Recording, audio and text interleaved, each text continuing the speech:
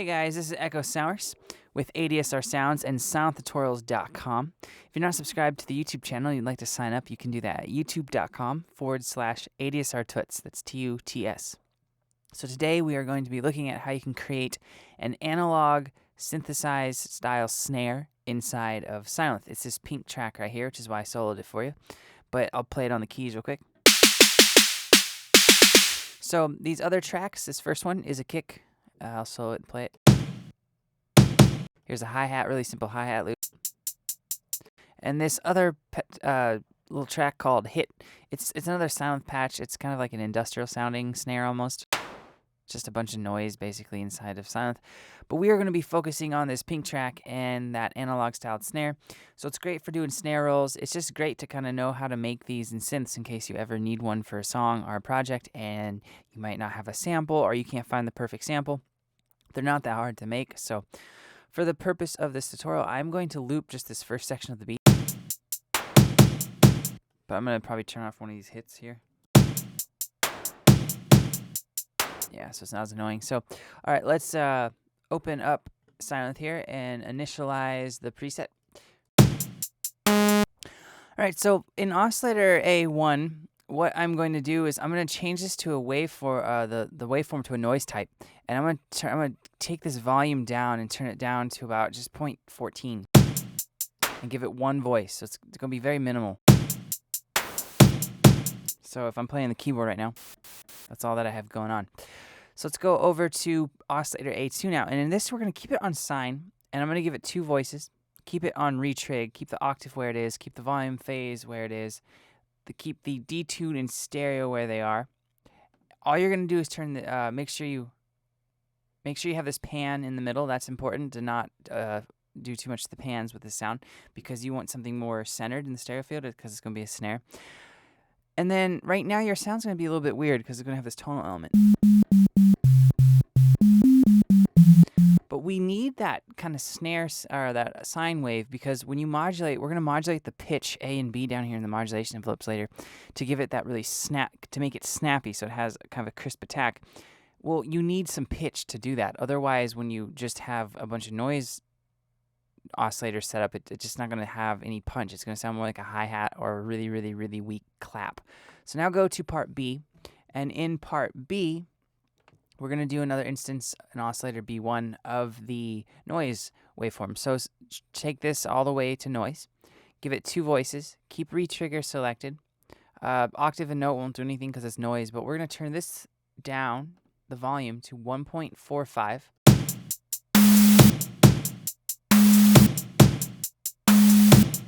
Or as close as you can get to it. I'm going to go, I guess, 1.48. And then for the phase, you're going to keep where it is. Detune, I'm going to add just a smidge of detune just to maybe widen this just a little. Keep the stereo and pan where they are.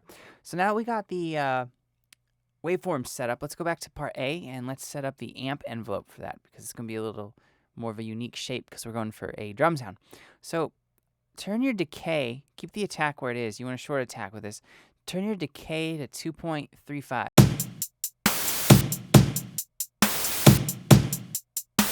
So if I solo just part A now with the really barely noticeable noise because we have it turned down to 0.14, and then with this sine wave, this is what we have.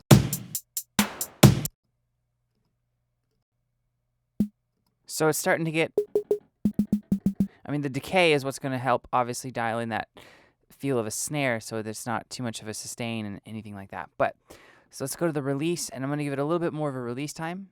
Going to go up to 1.80 or 1.82.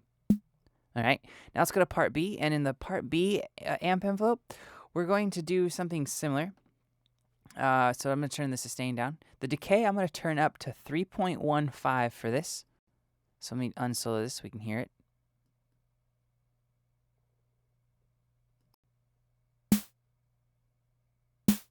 And you can see it's already starting to kind of have that snare sound going. So let's go to the sustain. Sustain, you're going to keep it 0. And the release, you're going to bump this release up to 4.28. Or around there. All right, so now that we got all of that taken care of, Let's go down to the filter stages inside of Sylenth. And for part A, you're going to select, make sure you have selected part A. Input select, make sure it's on A. You're not going to have a filter type. So you're just going to leave it how it is because we don't want that sine and that first noise to be filtered. So click on part B.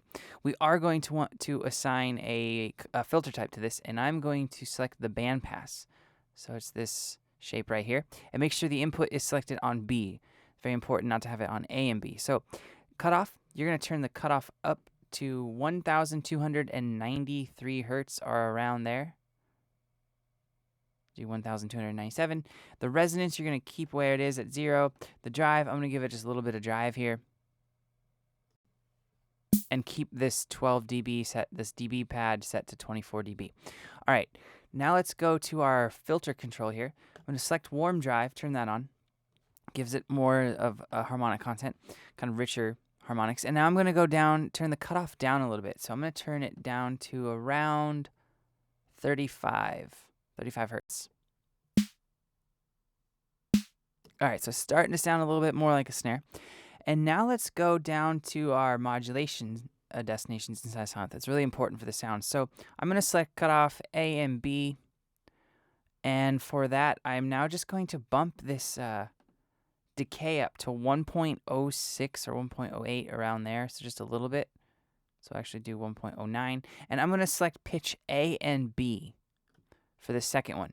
So now we got to change the rotary knobs here. So I'm going to turn this knob down to negative 0.38, and I'm going to turn this pitch AB. I'm going to turn that up to just a little bit, just so because that's going to be tied to that decay. I'm going to boost that to 1.44 or around there, 1.43. So now our sound is this. So it's starting to shape up a little, even a little bit more. Okay, so that's really all you got to do to the modulation section. So now let's go to our mixer stage before we hit the effects. And in the mix, so it's this section over here. I'm going to turn down. I'm going to turn the mix B. I want that higher than the mix A. So I'm going to turn that to 2.93. I'm going to turn mix A down a little bit so there's less of that tonal element because we have that sine wave on part A. So I'm going to turn that to 1.44. And then I'm going to turn the main volume up a little.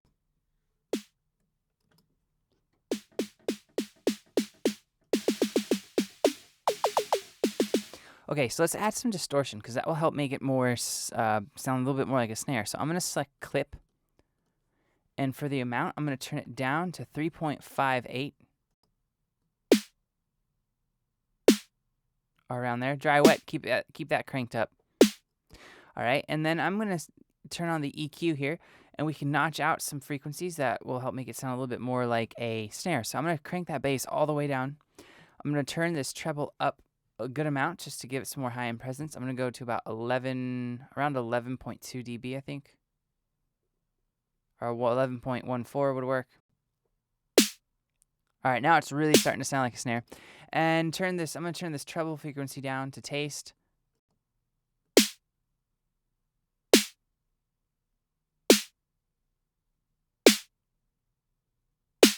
Okay, I like that. So the EQ and distortion really help. Let me turn those off. Those really help. And finally, what you can do, add some compression to make this thing snap more in the when you play it. So I'm going to turn this ratio up to 6/12/1. So let's completely missed that there, overshot it. All right, so 6. Let's do 6:13/1. So it's a pretty big, or 6:31/1. That's a pretty big ratio. All right, the threshold, I'm now going to turn the threshold up to, I'm going to turn this to the right to about negative 26 dB or around there. The attack, I want it to let through the initial attack a little bit. So I want it to kind of happen on the decay stage of the sound. So the release, I'm going to turn the release down a little as well. All right, and there it is. There's a snare inside of Sylenth. So let me bring back in that hit sound in the loop.